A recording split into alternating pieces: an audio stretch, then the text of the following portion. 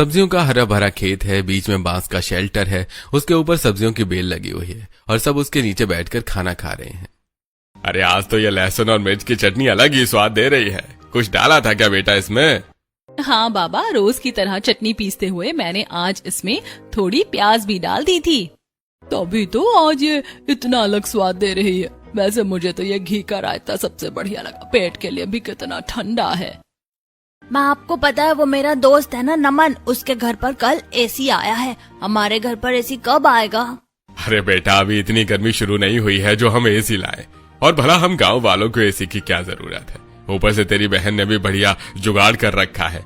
पता नहीं कैसे इसके दिमाग में तरकीब आई कि बांस से खेतों में ये छप्पर बना दिया और ऊपर से इस पर सब्जियों की बेलें डाल दी। इसके नीचे बैठकर कितनी ठंडक मिलती है। हाय भाई, मैं तो जून जुलाई के मौसम में भी आराम से इसके नीचे सो जाता हूँ।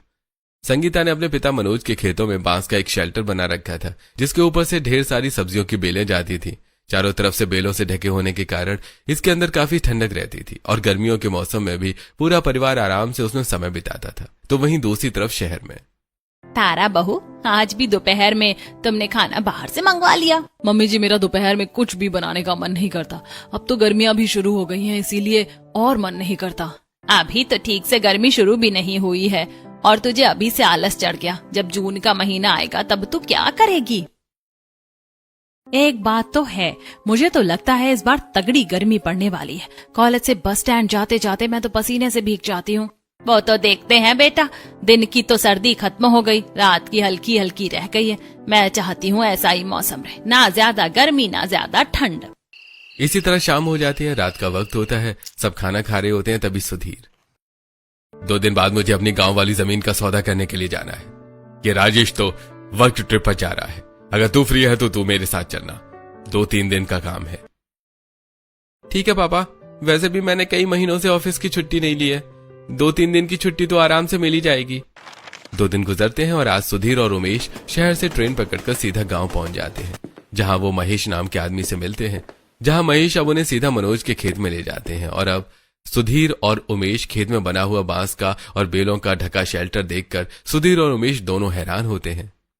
अरे भाई, ऐसी चीज तो मैं खेतों में पहली बार देख रहा हूँ, और इसके अंदर कितनी ठंडक भी है। भाई मनोज, ये सुधीर भाई साहब अपनी गांव की जमीन का सौदा करने के लिए आए हैं, और ये मनोज भाई साहब, ये सारे खेत इन्हीं के हैं। अरे ये तो मेरी बेटी का दिमाग था, उसी ने ये सब किया है, वरना पहले हम कहाँ खेतों में बैठकर खाना खा पाते थे, और अब देखिए आराम से सो भी जाते हैं। मनोज अपनी बेटी की तारीफें कर ही रहा होता है कि तभी संगीता खेतों में आती है। संगीता भले ही सादगी से रहती थी, लेकिन उसकी सादगी में भी उसकी खूबसूरती अलग ही झलकती थी, जिसे देखकर उमेश भी कुछ देर के लिए बस उसे देखता ही रह जाता है। अरे काका, अगर मुझे पता होता कि आप आए हैं तो मैं आपकी मनपसंद मीठी मीठी लस्सी बनाकर लाती। बेटा वो तो मैं कभी भी पी लूंगा। इनसे मिलो, ये सुधीर भाई साहब हैं और ये उनका बेटा उमेश। अगर तुम्हें कोई दिक्कत ना हो तो उमेश को थोड़ा गांव घुमा दो। चेरी साहब हैं, पहली बार आए हैं गांव, इन्हें भी तो पता चले कि हमारा गांव कितना सुंदर है। संगीता अपने भाई मोनू को साथ में ले लेती है और उमेश को सारा गांव घुमाने लगती है, और वो गांव घूमने के बाद संगीता उमेश को अपने घर लेकर आती है। संगीता की खिड़कियों पर चढ़ी बेलें और आंगन में तरह तरह की उगी सब्जियों को देखकर उमेश, अरे ये सब आपने किया है? लगता है आपको फार्मिंग, मेरा मतलब है खेती वगैरह करने का काफी शौक है। मैं गांव से जरूर हूँ, लेकिन पढ़ी लिखी हूँ, फार्मिंग का मतलब पता है मुझे। संगीता की बात पर उमेश हंसने लगता है। फिर दोनों में काफी बातचीत होने लगती है, और अब रात में जब महेश और सुधीर खाना खाकर घर के बाहर टहल रहे होते हैं, तभी महेश सुधीर से, भाई अब तो उमेश काफी बड़ा हो गया है, तो क्या सोचा है उसकी शादी के बारे में? मुझे तो उमेश के लिए अपनी संगीता बिल्कुल सही लगती है। पढ़ी लिखी भी है, घर गृहस्थी भी अच्छे से संभाल लेती है, बड़ी प्यारी बच्ची है। अरे सच कहूं तो मैं खुद तुमसे इस बारे में बात करने वाला था। एक बार संगीता के घर वालों से बात करो, मुझे तो वो लड़की पहली नजर में ही भाग गई थी। अगले दिन महेश सुधीर की तरफ से संगीता की शादी का प्रस्ताव उसके माता पिता के सामने रखता है, और उन लोगों को भी इस रिश्ते से कोई ऐतराज नहीं होता। तो वहीं दूसरी तरफ शहर में उमेश की भाभी तारा इन सभी बातों से अनजान अपनी बचपन की बेस्ट फ्रेंड आलिया से उमेश की बातें करती है। आलिया, तू कब उमेश को अपने दिल की बात बताएगी? ना खुद बताती है ना मुझे बताने देती है। घर में आजकल उसकी शादी की बातें चलने लगी हैं, कहीं ऐसा ना हो कि वो किसी और का पति बन जाए और तू बस देखती रह जाए। अरे यार ऐसा मत बोल, शादी तो मैं उसी से ही करूंगी। एक काम कर, जब वो गांव से आ जाएगा ना, तब तू उसे मेरे बारे में बता देना, और डायरेक्ट रिश्ता ही भिजवाना मेरे घर। ओहो, लगता है मैडम जी शादी के लिए कुछ ज्यादा ही उतावली हो रही है। टेंशन मत कर, अब तेरा ये बेस्ट फ्रेंड से मेरी देवरानी बनने का सफर तो मैं ही तय करूंगी। इससे पहले तारा आलिया के बारे में घर में किसी से कुछ कहती, तभी सुधीर और उमेश गांव से शहर आ जाते हैं और सुधीर बाकी घर वालों को संगीता के बारे में बता देता है। वो सब तो ठीक है, लेकिन लड़की गांव से है, शहर की घर गृहस्थी कैसे समझेगी और आसपास के लोग भी बातें बनाएंगे। पापा जी, ये गांव की लड़कियां तो एकदम गंवार होती हैं, किसी भी चीज की नॉलेज नहीं होती। उस गोपी बहू सीरियल की तरह कहीं उसने भी देवर जी का लैपटॉप या फोन धो दिया तो? बहू, हकीकत में कोई इतना गवार नहीं होता।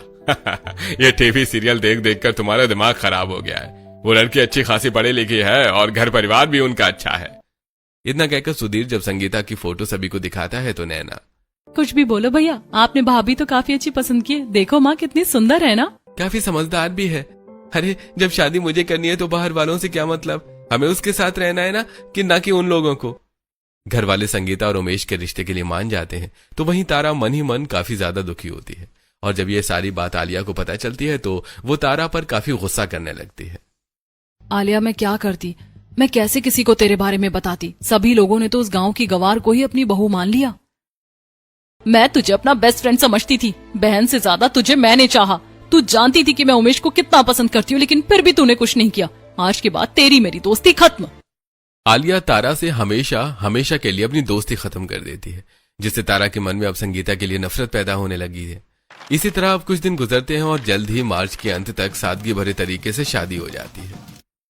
एक बात बताओ उर्मिला बहन, शहर की लड़कियां कम पड़ गई थी क्या, जो तुम अपने छोटे बेटे के लिए गांव की गोरी उठा लाई? वैसे दहेज में क्या लेकर आई तुम्हारी बहू? कहीं गाय भैंस तो नहीं ले आई?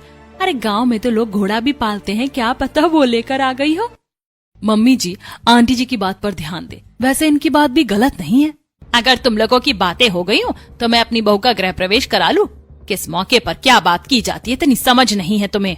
उर्मिला की बात सुनकर सभी चुप हो जाते हैं, जिसके बाद अब उर्मिला अपनी नई नवेली बहू का गृह प्रवेश कराती है। इसी के साथ छोटी मोटी शादी की रस्में होती हैं और अब 2 से 3 दिन बाद संगीता की पहली रसोई की रस्म होती है।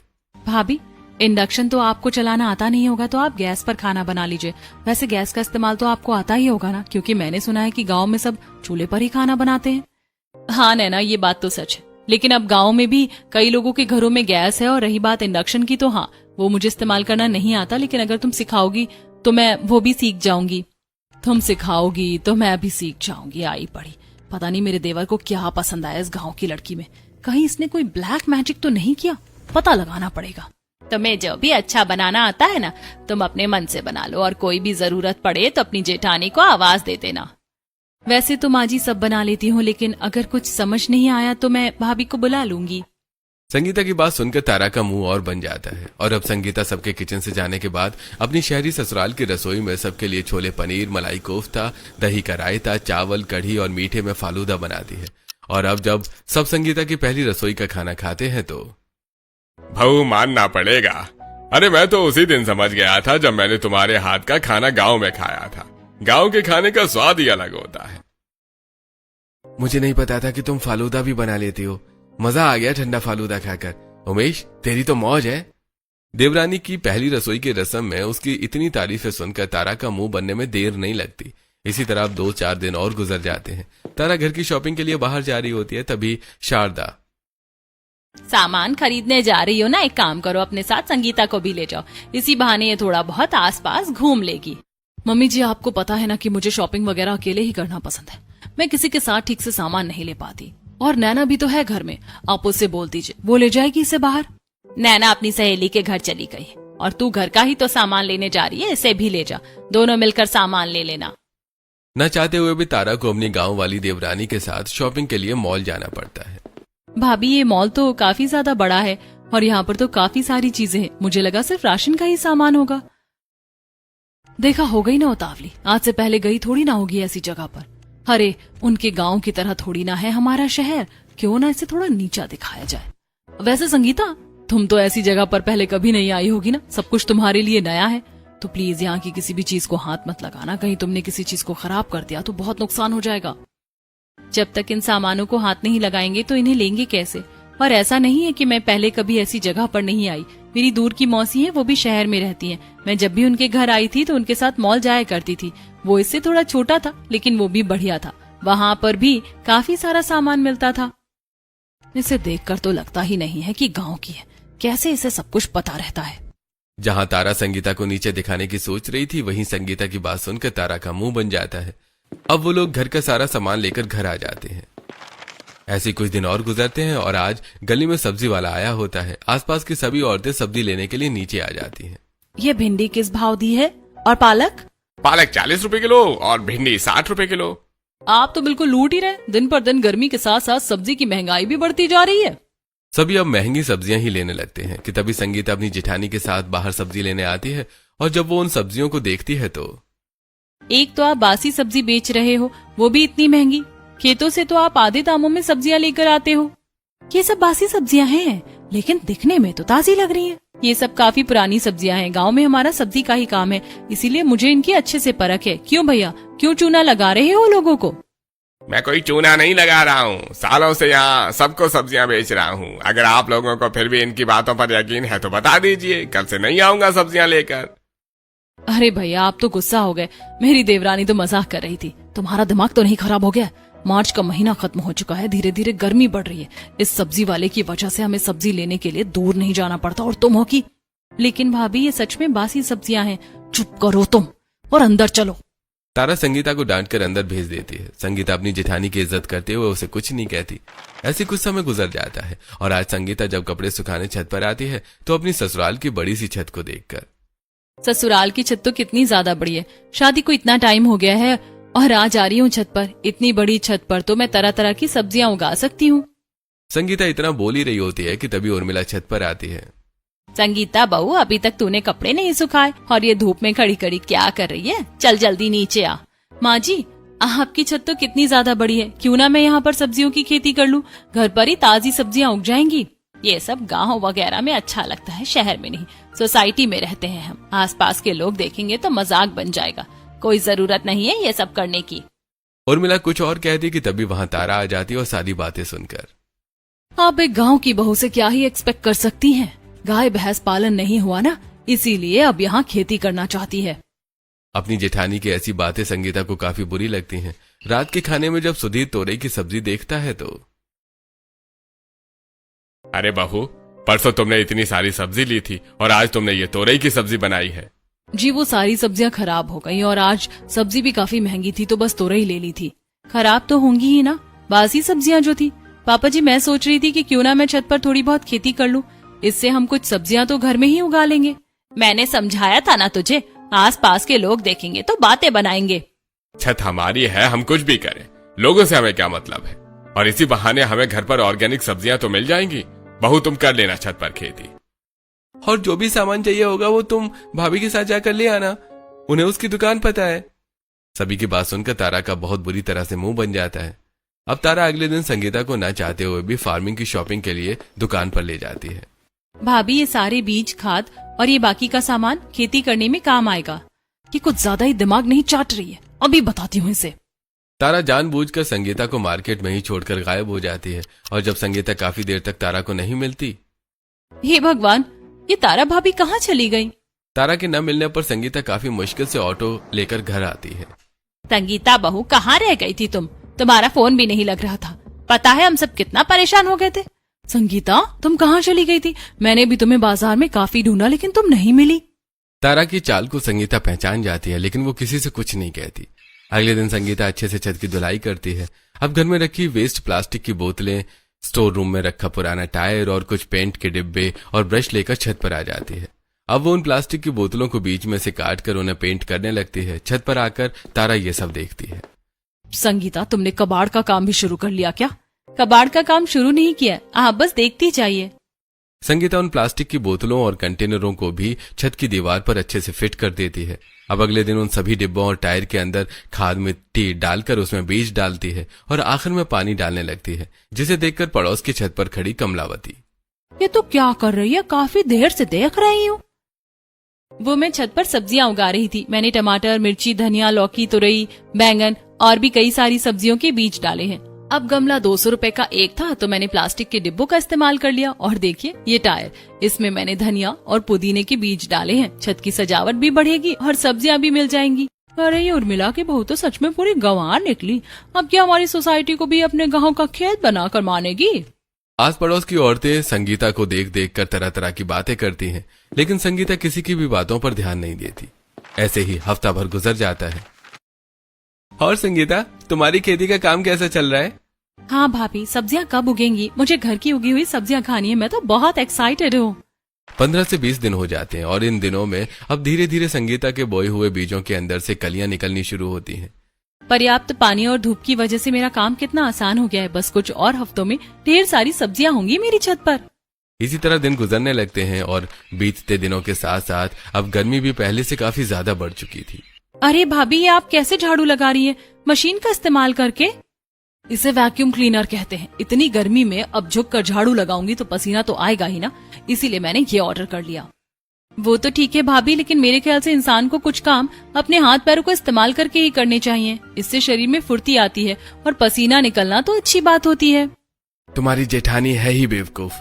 मेरे पूरे 20,000 रुपए उड़ा दिए इसने इस वैक्यूम क्लीनर को लेने के चक्कर में। राजीव की बात सुनकर तारा का मुंह और ज्यादा बन जाता है। वहीं आज बढ़ती गर्मी की वजह से किसी का भी खाना खाने का मन नहीं था। अरे अजीब सी बेचैनी हो रही है। मेरा मन नहीं कर रहा खाना खाने का। मैं तो बस ये खीरा खा लूंगा। मैं भी सिर्फ नींबू पानी पी लूंगी। ले जाओ इस खाने को। अरे माँ जी, गर्मी हो या सर्दी, इंसान को खाना रोज खाना चाहिए। मैं आपके लिए एक बढ़िया सी चीज बनाकर लाती हूँ जिसे खाकर आप एक्स्ट्रा ही खाना बनाएंगे। संगीता अब जल्दी से छत पर जाती है और उन टायर के अंदर उगे हुए पुदीने को तोड़कर सीधा नीचे ले आती है। किचन में जल्दी से पुदीने की चटनी बनाकर उसमें ठंडा ठंडा दही मिला देती है, जिसके साथ सब रोटियां खाते हैं। भाई, हम तो गर्मियों में कभी चटनी को हाथ भी नहीं लगाते, लेकिन तुम्हारी वजह से आज ये चटनी खाने में बड़ा मजा आ रहा है। पुदीना धनिया काफी जल्दी ही हो जाते हैं, तो मैंने उसी से ये चटनी बना ली और दही की वजह से ये और ठंडी लग रही है। भाभी, मानना पड़ेगा आपको। सब संगीता की काफी तारीफें करते हैं। इसी तरह कुछ दिन और गुजरते हैं और अब संगीता की सब्जियों की बेलें निकलनी शुरू हो जाती हैं, जिन्हें देखकर संगीता सोचती है, ये बेलें तो ऐसे ही नीचे पड़ी रहेंगी। इससे अच्छा मैं एक काम करती हूँ जो मैंने अपने खेत में किया था। संगीता अपने पति से कहकर अब छत पर लकड़ियों का एक शेल्टर बनवा लेती है, जिस पर वो उन सब्जियों की बेलों को डाल देती है। समय बीतने के साथ साथ जैसे जैसे बेलें बड़ी होती हैं, वो शेल्टर को तीनों तरफ से अच्छे से घेर लेती है। अरे तुमने बढ़िया किया, बिल्कुल गांव वाली फीलिंग आ रही है मुझे। अब कुछ दिन और गुजरते हैं और गर्मी इतनी ज्यादा बढ़ चुकी थी कि किचन में खड़े होकर खाना बनाना बहुत मुश्किल था। छत के नीचे ही किचन है। पूरी किचन किसी भट्टी की तरह दहका रहता है। लगता है अब किचन में भी एक एसी लगवाना ही पड़ेगा, वरना इतनी गर्मी में खाना बनाना तो नामुमकिन है। भाभी, ये किचन है या कोई आग का गोला? कितनी गर्मी है यहाँ। मैं तो यहाँ 2 मिनट भी नहीं रुक सकती। रसोई की तपिश देखकर संगीता को एक तरकीब सूझती है। वो अगले दिन कुछ ईंटें और मिट्टी और बालू मंगवाकर छत पर अपने बनाए हुए शेल्टर के नीचे मिट्टी का चूल्हा बनाती है। शाम तक जैसे ही वो सूखता है, वो किचन से कुछ बर्तन और सामान लेकर छत पर जाने लगती है, जिसे देखकर उर्मिला पूछती है, अरे बहू, ये खाना बनाने का सामान लेकर कहाँ जा रही है ऊपर? माँ जी, खाना बनाने के लिए। खाना बनाने के लिए? लगता है तुम्हारी बुद्धि पूरी तरह से खराब हो चुकी है। माँ जी, इसकी बात सुनी आपने? संगीता किसी को कोई जवाब नहीं देती और मुस्कुराकर सीधा छत पर चली जाती है। अब वो आराम से उस शेल्टर के नीचे ठंडक भरी जगह में बैठकर अपनी ठंडी रसोई में खाना बनाती है। जब थोड़ी देर बाद पूरा परिवार संगीता के कहने पर ऊपर आता है, तो वो दृश्य देखकर, अरे ये सब क्या है? मुझे तो लगा था कि तुम सिर्फ छत पर सब्जियां उगा रही हो, लेकिन यहाँ तो तुमने पूरी रसोई बना ली। और इस शेल्टर के नीचे तो कितनी ठंडक है। मैंने इस गर्मी के मौसम में छत पर ही ठंडी रसोई बना ली है। अब से आप लोग भूखे नहीं रहेंगे। संगीता की बात सुनकर सभी शेल्टर के नीचे बैठ जाते हैं। संगीता जल्दी जल्दी रोटियां बनाती है और सभी को पुदीने का रायता, दही, चूरमा और अपनी छत पर उगी हुई सब्जियों से बनी मिक्स वेज परोसती है। कसम से मजा आ गया। नीचे से ज्यादा ठंडक तो इस वक्त छत पर हो रही है। तेरा ये शेल्टर बिल्कुल वेंटिलेशन का काम कर रहा है। कितनी ठंडक है यहाँ। भाभी, आपकी इस ठंडी रसोई में खाकर मजा आ गया। गर्मी में तो कुछ खाने का मन ही नहीं करता था। तारा भाभी, आप भाभी की तारीफ नहीं करोगी? बहुत बढ़िया खाना बना है और यहाँ बैठकर खाने में भी काफी मजा आ रहा है। क्या मुसीबत है, दिन ब दिन सब इसी की तारीफ करते रहते। इसकी वजह से मेरी और मेरी फ्रेंड की इतने सालों की दोस्ती खत्म हो गई। आज तो मैं आ गई खाने के लिए, लेकिन फिर कभी दोबारा नहीं आऊंगी। संगीता के इतना सब कुछ करने के बावजूद तारा का मन उसके लिए नहीं बदलता। आज शाम के खाने में संगीता सबके लिए अपनी ठंडी रसोई में पंत भात, सब्जी का भरता और छाछ बनाती है। ये लीजिए, इस खाने से शरीर में ठंडक रहेगी और पेट भी बिल्कुल भरा भरा रहेगा। कुछ भी बोलो, आपकी इस ठंडी रसोई में मजा तो आता है। शाम ही नहीं, मैं तो दिन में भी आ जाऊं तो भी यहाँ एक अलग ही ठंडक होती है। संगीता अपने पूरे परिवार के साथ बैठकर अपनी ठंडी रसोई में खाना खा रही होती है कि तभी पड़ोस की छत पर खड़ी औरतें ये देखकर, शाम के वक्त भी हम लोग अपनी छत पर खड़े नहीं हो पा रहे और ये लोग बैठकर आराम से खाना खा रहे हैं। ऐसे ही कुछ दिन और गुजर जाते हैं। आज रात का खाना तारा बना रही होती है, लेकिन रात में भी तारा की रसोई काफी गर्म होती है। दिन तो दिन, रात में भी इस रसोई में थोड़ी बहुत भी ठंडक नहीं है। और एक मेरी देवरानी है जो उस ठंडी रसोई में दोपहर हो या सुबह आराम से खाना बना लेती है। गर्मी से वो इतनी परेशान हो जाती है कि अब वो राजीव से एसी के लिए बोलती है। किचन में एक छोटा सा एसी लगवा दीजिए, इतनी गर्मी में मैं खड़े होकर खाना नहीं बना सकती। अरे यार, किचन में एसी कौन लगवाता है? और रही खाना बनाने की बात, तो तुम संगीता के साथ जाकर छत पर ही बना लिया करो ना। वैसे भी उसकी ठंडी रसोई में खाना खाने के साथ साथ बनाने में भी अच्छा लगता है। मुझे उस गंवार से कंपेयर करने की जरूरत नहीं है। पता है आसपास के लोगों से देखकर क्या क्या बातें बनाते। आप मेरे लिए बस एसी लेकर आ जाओ। तारा के बार बार कहने पर राजीव एसी ले आता है, जिसकी ठंडी हवा में खड़े होकर तारा वो आराम से खाना बनाती है। अब आ रहा है खाना बनाने में असली मजा। मेरी उस गंवार देवरानी की रसोई कितनी भी ठंडक भरी क्यों ना हो, लेकिन मेरी इस ठंडी रसोई के सामने उसकी वो रसोई कुछ भी नहीं। अब 1-2 दिन गुजरते हैं। आज संगीता अपनी ठंडी रसोई में सबके लिए बेल का शरबत, सत्तू और नींबू का शरबत बनाती है।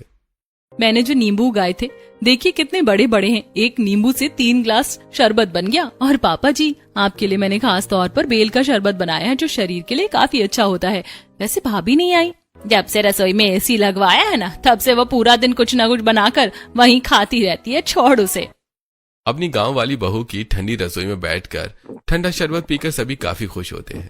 वहीं आज नैना अपनी भाभी की ठंडी रसोई दिखाने के लिए अपनी कुछ सहेलियों को लेकर आती है। मुझे लगा कि तू मजाक कर रही है, लेकिन तेरी भाभी ने सच में इस कड़कड़ाती धूप में भी छत पर ठंडी रसोई बसा रखी है। इसमें कितनी ठंडक है। इन्हें तो खाना बनाते हुए भी गर्मी नहीं लग रही। कितनी सारी सब्जियां हैं भाभी, थोड़ी सी सब्जियां मुझे भी दे दीजिए ना। थोड़ी सी क्यों, तुम बहुत सारी लेकर जाना और तुम भी लेकर जाना। अपनी ठंडी रसोई संभालने के साथ साथ संगीता छत पर उगी सब्जियों को भी अच्छे से ध्यान रखती थी। ऐसे ही अब 1 महीना गुजर जाता है और आज घर का बिजली का बिल आता है। जब सुधीर उसे देखता है तो, ए भगवान, हर महीने के हिसाब से इस महीने का बिल तो कुछ ज्यादा ही आ गया है। तुम लोग क्या कुछ एक्स्ट्रा चला रहे हो? लोग नहीं, आपकी बड़ी बहू एक्स्ट्रा चला रही है। महारानी ने किचन में एसी लगवाया है। पूरा दिन एसी चलता है तो बिजली का बिल तो बढ़ेगा ही ना। पहले ही हम घर के 2-3 एसी के बिल से परेशान थे और अब तूने एक और बढ़ा दिया। मम्मी जी, मैं क्या करती, गर्मी भी तो इतनी ज्यादा हो रही है ना। बहू, 8,000 तो फिर भी ठीक था, लेकिन ये 12,000 15,000 का बिल हम नहीं दे सकते। अगर एसी चलाना है तो लिमिट में चलाओ, वरना बंद करके खाना बनाओ। अपने ससुर की बात सुनकर तारा लिमिट में एसी चलाना शुरू तो कर देती है, लेकिन गर्मियों की वजह से अक्सर पावर कट जाया करती थी। हे भगवान, अब तो मुझे पहले से भी ज्यादा गर्मी लगने लगी है। क्या करूं, पूरा पसीना पसीना हो गई मैं तो। गर्मी से परेशान होकर अब उसे न चाहते हुए भी छत पर अपनी देवरानी की ठंडी रसोई में जाना पड़ता है। ठंडक तो है, वो उतनी ज्यादा पढ़ी लिखी तो नहीं है, लेकिन दिमाग इसका काफी तेज है। तारा वहीं बैठी होती है कि तभी लाइट आ जाती है। अब राजीव छत पर कूलर ले जाता है, जिसकी ठंडी हवा में बैठकर सब दोपहर में भी आराम से खाना खा रहे थे। अरे भाई, शाम के वक्त तो काफी ठंडी हवा चलती है, इसलिए कूलर की जरूरत नहीं पड़ती, लेकिन दिन में थोड़ी गर्मी लगती है, इसलिए मैं कूलर ले आया। अरे संगीता, तुमने सब्जी में क्या डाला है? आज स्वाद काफी अलग लग रहा है, वरना ये सब्जी तो मुझे बिल्कुल भी पसंद नहीं थी। क्योंकि ये ऑर्गेनिक सब्जियां हैं। छौंक तो मैंने सिंपल ही लगाया है, पर ताजी सब्जियों की वजह से इसमें अलग ही स्वाद आ रहा है। पूरे मोहल्ले में ये इकलौता परिवार था जो गर्मी में भी छत पर बैठकर अपनी बहू की ठंडी रसोई में आराम से खाना खाता था। वहीं पड़ोस के घरों में तो बहुओं ने रात में भी खाना बनाने से मना कर दिया था। मुझे तो भूख नहीं लग रही। अगर आपको लग रही है तो बाहर से ऑर्डर कर लीजिए या घर पर कोई मेड रख लीजिए, क्योंकि इतनी गर्मी में मुझसे खाना नहीं बनेगा। संगीता जो पड़ोसन है, पहले तो उसने छत पर सब्जियां उगाई और अब अपनी उस ठंडी रसोई में अपने ससुराल वालों को अलग अलग तरह की चीजें बनाकर खिलाती है। वो भी सिर्फ रात में नहीं, सुबह और शाम भी। और एक तू है। आप भी वैसी ही एक ठंडी रसोई बनवा दीजिए ना। आपका क्या है, आपको तो खाना बना बनाया मिल जाता है। गर्मी में पसीना तो मुझे बहाना पड़ता है। कनिका की बात को सुनकर साधना को काफी गुस्सा आता है और अब दोनों सास बहू में बहस होने लगती है। वहीं आज पूरे 3 महीने के बाद आलिया अचानक तारा से मिलने आती है। तू यहाँ ऐसे अचानक? मुझे माफ कर दे, मैं जानती हूँ तू मुझसे गुस्सा है। पता है मैंने तुझे कितने कॉल्स और मैसेज किए, लेकिन तूने किसी का भी रिप्लाई नहीं किया क्योंकि मैं तुझसे गुस्सा थी। पर अब मेरी नाराजगी खत्म हो गई है। 2 महीने बाद मेरी शादी है, ये मेरी शादी का कार्ड और तुझे जरूर आना है। क्या कहा? तेरी शादी है? लेकिन तू तो उमेश को पसंद करती थी ना। इतनी जल्दी तेरा दूसरा बॉयफ्रेंड भी बन गया और अब तू उससे शादी करने वाली है? अरे बाबा, मेरी अरेंज मैरिज हो रही है, जिससे मेरी शादी हो रही है वो बहुत अच्छा इंसान है। कहते हैं ना कि भगवान कुछ बेहतर देने के लिए ही आपसे कुछ छीनता है, तो शायद इसीलिए उन्होंने मेरी और उमेश की शादी नहीं करवाई, वरना मैं अपने आइडल मैच से कैसे मिलती। तारा को कार्ड देकर आलिया चली जाती है। अपनी सहेली की नाराजगी खत्म होते और उसे खुश देख अब कहीं न कहीं तारा भी संगीता को माफ कर देती है। आज शाम जब संगीता रसोई में खाना बना रही होती है तभी तारा उसके पास आती है। क्या बना रही हो संगीता? काफी अच्छी खुशबू आ रही है नीचे तक। मैं भी तुम्हारी मदद कर देती हूँ। क्या बात है भाभी, आज आप मेरे खाने बनाने में मदद कर रही हैं, वो भी मेरी ठंडी रसोई में। लेकिन आपको तो यहाँ आना पसंद नहीं था ना? ऐसा नहीं है कि पसंद नहीं था, अब मैं तुम्हें क्या ही बताऊं। छोड़ो ना पुरानी बातें, चलो मिलकर खाना बनाते हैं। संगीता को काफी अच्छा लगता है कि उसकी जेठानी उसके साथ खाना बनाने में मदद कर रही है। इसी तरह कुछ दिन और गुजरते हैं। संगीता बेटा, तुम्हारा बहुत बहुत शुक्रिया। उस सब्जी वाले ने तो सच में लूट मचा रखी थी और तुमने मुझे इतनी सारी सब्जियां फ्री में दे दी। अरे ममता, तुम यहाँ और ये इतनी सारी सब्जियां कहाँ से आई? तुम्हारी बहू ने दी है। कल उस सब्जी वाले से जो सब्जी ली थी ना, वो सारी की सारी बासी निकली और सुबह तक खराब भी हो गई। अच्छा, पहले तो तुम मेरी बहू का काफी मजाक उड़ाती थी और अब मेरी बहू से ही सब्जियां ले रही हो। चलो अच्छा है, अच्छा है। अब आसपास की औरतें सीधा संगीता के पास से ही सब्जियां लेना शुरू कर देती है, जिन्हें मंडी के भाव से कम पर बेचकर भी संगीता अच्छे खासे पैसे कमा रही थी। 1-2 हफ्ते और गुजरते हैं। सभी लोग ठंडी रसोई में बैठकर शाम की चाय पी रहे होते हैं कि तभी नैना बोलती है। भाभी, ये देख लीजिए, आपकी इस गर्मी वाली छत की ठंडी रसोई पर कितने सारे लाइक्स आए हैं। जब मेरी सहेलियां आई थी तो उन्होंने इसकी फोटो सोशल मीडिया पर डाली थी। काफी सारे लोग आपकी इस ठंडी रसोई में आकर खाना खाना चाहते हैं। मैं तो कह रही हूँ भाभी कि आप यहाँ एक रेस्टोरेंट ही खोल लो। ये ठंडी रसोई तो मैंने आप लोगों के लिए बनाई थी। अगर रेस्टोरेंट खोलेंगे तो फिर हम लोग एक दूसरे के साथ वक्त कैसे बिताएंगे? अरे, हम तो कौन सा पूरे दिन के लिए रेस्टोरेंट खोलेंगे, सिर्फ 2 से 3 घंटे के लिए खोलेंगे। इससे हमारा और मुनाफा होगा। ऐसे रेस्टोरेंट आजकल बहुत चलते हैं। संगीता सबकी बात मानकर रेस्टोरेंट खोलने के लिए हाँ बोल देती है। नैना उस ठंडी रसोई की फोटो सोशल मीडिया पर पोस्ट कर देती है। अब हर दिन शाम 5 बजे तक संगीता का छत पर रेस्टोरेंट ओपन होता है, जहां वो चूल्हे पर खाना बनाती है और कई लोग आकर कुर्सी टेबल पर बैठकर मजे से खाना खाते हैं। कुछ भी बोलो यार, खाना खाने में मजा बहुत आ रहा है। बिल्कुल गांव वाली फीलिंग आ रही है। बिना कूलर पंखे के भी यहाँ कितनी ठंडक है। कोई कह ही नहीं सकता कि दोपहर के वक्त हम छत पर बैठकर खाना खा रहे हैं। अरे वो तो है ही। बाकी रेस्टोरेंट के हिसाब से यहाँ का खाना भी काफी सस्ता है और यहाँ कपल्स का वैसा माहौल नहीं है। इंसान आराम से अपनी फैमिली के साथ वक्त बिता सकता है। लोगों के अच्छे रिव्यू सुनकर संगीता और उसका पूरा परिवार काफी खुश होता है। दिन ब दिन रेस्टोरेंट में भीड़ बढ़ने लगती है। ऐसा लग रहा है कि मैं सच में अपने गांव आ गई हूँ। इतने सालों में तुम लोग मुझे आज किसी ढंग की जगह पर लेकर आए हो। चूल्हे की रोटी का तो मजा ही कुछ और होता है। समय गुजरता रहता है। आज संगीता जहाँ लोगों को खाना दे रही है, वहीं तारा चूल्हे पर बैठकर खाना बना रही है। भाभी, आप तो चूल्हे पर काफी अच्छे से खाना बनाना सीख गई हैं। Very good. तुम गांव की लड़कियों ने क्या समझ रखा है कि हम शहर की लड़कियां ये सब काम नहीं कर सकती? वो तो कभी हमें मौका नहीं मिला, वरना मौका मिले तो हम तुम गांव की लड़कियों को भी पीछे छोड़ दें। भाभी, ये तो आपने अपनी कुछ ज्यादा ही तारीफ कर ली। चलिए कोई बात नहीं, कभी कभी कर लेनी चाहिए। अब जल्दी से बर्तन में सब्जी निकालिए, तब तक मैं लोगों को छाछ दे देती हूँ। जिठानी और देवरानी मिलकर अपनी ठंडी रसोई के रेस्टोरेंट को काफी अच्छे से संभालती हैं। बाकी समय पूरा परिवार उसी ठंडी रसोई में सुकून से खाना खाता है और अब तारा भी संगीता के साथ फार्मिंग का काम शुरू कर देती है।